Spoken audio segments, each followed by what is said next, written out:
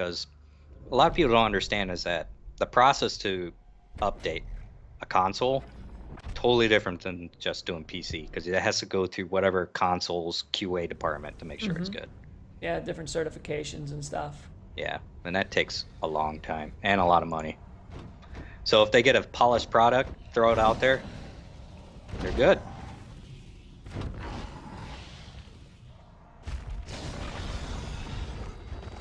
Oh, it looks like they're increasing Jack's satellite scanner. Yes, he's going to get an extra satellite beam. They're going to get a third one to spin around, and pretty interesting. We got Source TV going in for the big meat man. Pretty solid right there. He looks like he's got a little bit of feed speed going on. Yeah, we'll check. When we get in the first dome, we'll have a peek, and we'll see what we're looking at for overall perks and all that good stuff. Yeah, he's just eating everything quick. And for anyone just tuning in, I'm SuperBadJuJu. This here's Godwraith. It's Godwraith's first time casting. He's co-casting with me. We are looking at the Helix Gamers League weekly tourney that's just kicking off. This is the first one to sort of kick the tires, get a feel for it, see how it is. You know, this is competitive evolve, but it's beta, so a lot of this can change over time, and hopefully these games will give the developers more information to work with too, because they're very committed to working with the comp scene this time around, as well as making sure the game is fun and balanced for everybody. Yeah, they're gonna wonder why Meteor Goliath is picked every time. Yeah. Contrary to what you're seeing, there's actually a lot more monsters than Evolve. I'm surprised it's Meteor Goliath. I am too, man. I am too. It just shows that even with how much I've been playing, you know, these hardcore teams have already figured out what they believe to be one of the best monsters. Yeah, what's your theory crafting on this? You think it's because of the ability to knock people line of sight, because his charges and hits, or? Yeah, if I had to guess, I'd say it has to do with the fact that A, you can't douse his flames anymore. B, he's higher mobility than a lot of the other monsters, like he can put more distance than regular Goliath. And C, the fact that the control on him is smooth as butter. Oh yeah, directional attack in midair. It's beautiful. Sure. His damage output seems a little weak. That's since most of it is going to be dot based.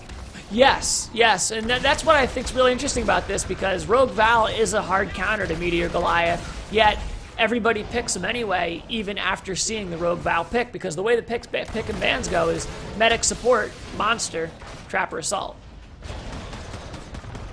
Yeah, and I'm assuming everybody's running DR now.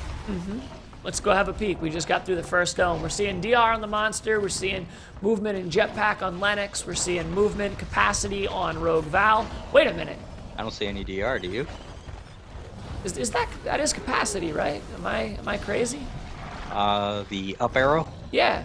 Yeah, I think that's so. not reload. Yeah, because that's reload down here. Why would you go capacity on Rogue Val? Any idea? Oh, just to heal longer, because if you have like a lot of it, you don't have to worry about letting go, because you know how fast she can burn out. Sure, yeah. I see a lot of people go reload for her, just because it benefits some of her other abilities too.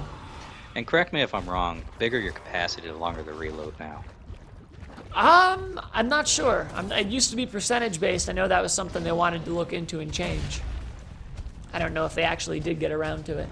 Yeah, it'd be interesting, because if it was true, or if it's not true right now, that's pretty strong. But if it is true, then once you run out, that's going to be a long time to reload. And we are seeing them run in on him right now. The orbital is coming down. They're getting a little bit of damage in there. Let's get the HUD back up and see what we're looking at here. Looks like they took off, about half his starting armor. Yeah, it's still favorable for him. As long as he doesn't get domed with no armor, he's all right. Absolutely. And here is Veracor. Now, watch Veracor. Veracor is very aggressive, and they've always been very good at juking, and I think you're going to see that here. The beam team going strong. With that capacity, he can't focus. Can't focus on it. Ooh. I know he wants to just down him outright. Yep. And it's getting close. So he's switching targets, it looks like, after he gets him to pop that shield up there. And shield should be coming down momentarily. I think he's anticipating that and just staying on him now. If he waited just a second longer, it would have been a harder hit. So we're seeing a lot of monsters targeting Lennox first, and normally you wouldn't want to target the assault first, but with Lennox right now, you almost kind of have to. Oh man, it's got it down. This is game changing right here. As soon as the assault's down, unfortunately he's got no armor. He's got to make sure he's got to take, you know, either support or, well, he's got to go now. He does. Can't fight. Agreed. I mean, it's a 35-second dropship, so he's gonna have a tough time wiping everybody, even if he wanted to. Yeah, and the position is not in his favor either. They can broach so much right now. And so I'm being told right now by McElroy and other people in the competitive scene who are concurring that Meteor Goliath's damage isn't dot-based that much anymore. It's not as heavily dot-based, and he does barely less damage than OG Goliath, with 120 burn on every ability. More damage with the same cooldowns is the general consensus. Well, that just makes him better indeed. Yeah, no, I agree. I agree. So that's good to know. That's good to know, because I remember in OG Evolve what we saw a lot was that, you know, he had that burn damage, but it was a lot of his damage was weighted towards the burn, not the direct damage, and his cooldowns were a lot longer.